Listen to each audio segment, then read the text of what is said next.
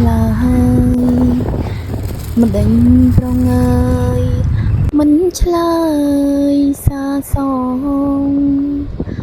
ខឹងរឿងអ្វីដូចមិនស្រដី5ផងឬខំចិត្តនួនល្អបានជាប្រុងបងខឹងប្រយោជន៍អ្វីបានធ្នមត្រឹមកាយចាសួស្តីពុកម៉ែបងប្អូនមកទៀតហើយបាញ់ច្រៀងលេងព្រោះមិនព្រកុំប្រកាន់អីនិយាយទៅអត់ព្រោះទេហើយអត់ច្រៀងបានព្រោះផងហើយថ្ងៃនេះនៅសុកនឹកឃើញចង់ទៅទិញងាវប្រឡាក់អំបិលម្ទេសបើពេលថ្ងៃគេហាលឆ្ងាញ់ប៉ុន្តែពេលយប់សួរថាមានថ្ងៃហាលអត់មានទេមានតែ microwave អញ្ចឹងទៅទិញតាហាងមួយកន្លែងហ្នឹងកន្លែងគាត់ធ្វើឆ្ងាញ់ហើយជាពិសេសទឹកអំពិលនេះអូយជាតិមែនតេនហ្មងហើយជំសំមួយងាវគាត់ប្រឡាក់អត់ប្រៃទៀតត្រូវហើយជាមួយនឹងបន្លែស្ពៃបូកូគេហៅថាជីអីទៀតនោះខ្ញុំភ្លេចឈ្មោះជីបាត់ហើយខ្ញុំយកមកប្រអប់ដែរជីនឹងឆ្ងាញ់ប៉ុន្តែដល់ពេលយើងញ៉ាំយូរទៅវាច្រើនពេកឆ្អែតនៅសល់តិចមើលមាត់តំណងអត់បងប្អូនដៃអត់មានឡាព្រាទេគឺប្រើដៃហ្មងញ៉ាំនឹងដៃมันឆ្ងាញ់ហើយ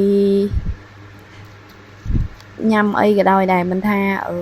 បោះតិចតួចឬក៏មិនទេត្រូវតែមានម្ទេសក្បែរខ្លួនរហូត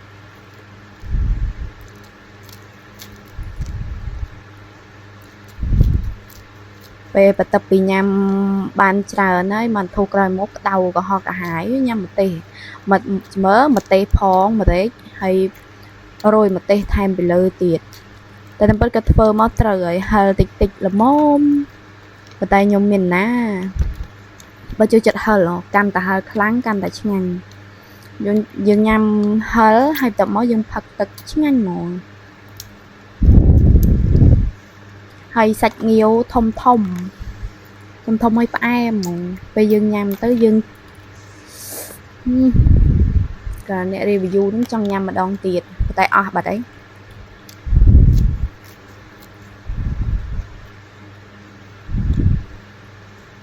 នេះគេហៅជីមើលបងពុកម៉ែបងប្អូនគាត់ប្រាប់ដែរតែខ្ញុំភ្លេចដូចជាជីវ៉ាន់ស៊ុយមិនជីវ៉ាន់ស៊ុយទេខ្ញុំភ្លេចឈ្មោះជីនឹងតែជីនឹងឆ្ងាញ់ញ៉ាំមួយងាវមើលមិត្តអ្នកញ៉ាំម្ទេសផងអត់មានហឹលទេតែចិត្តចង់បញ្ចប់ចុងក្រោយមិនដឹងតើហឹលខ្លាំងរបស់គេមែន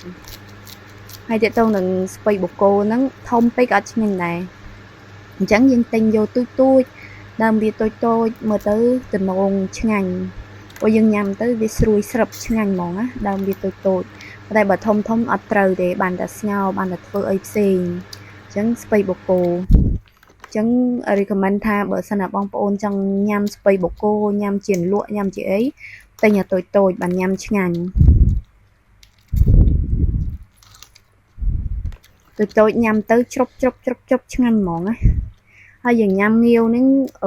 តើបាយត្រជាក់ញ៉ាំបាយក្តៅក៏អត់ឆ្ងាញ់ដែរបងបាយក្តៅញ៉ាំទៅអត់បើសិនណាមានបាយកកញ៉ាំមួយទៀតរត់តែឆ្ងាញ់លើដើមព្រោះវាស្រួយហើយពេលយើងញ៉ាំទៅវាត្រូវមួយអំបិលម្ទេសផងខ្ញុំចាប់ផ្ដើមហឹលចាប់ផ្ដើមកុហកកាហាយហ្មង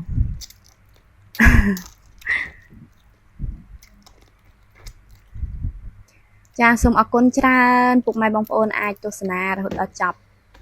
បានចាអរគុណច្រើន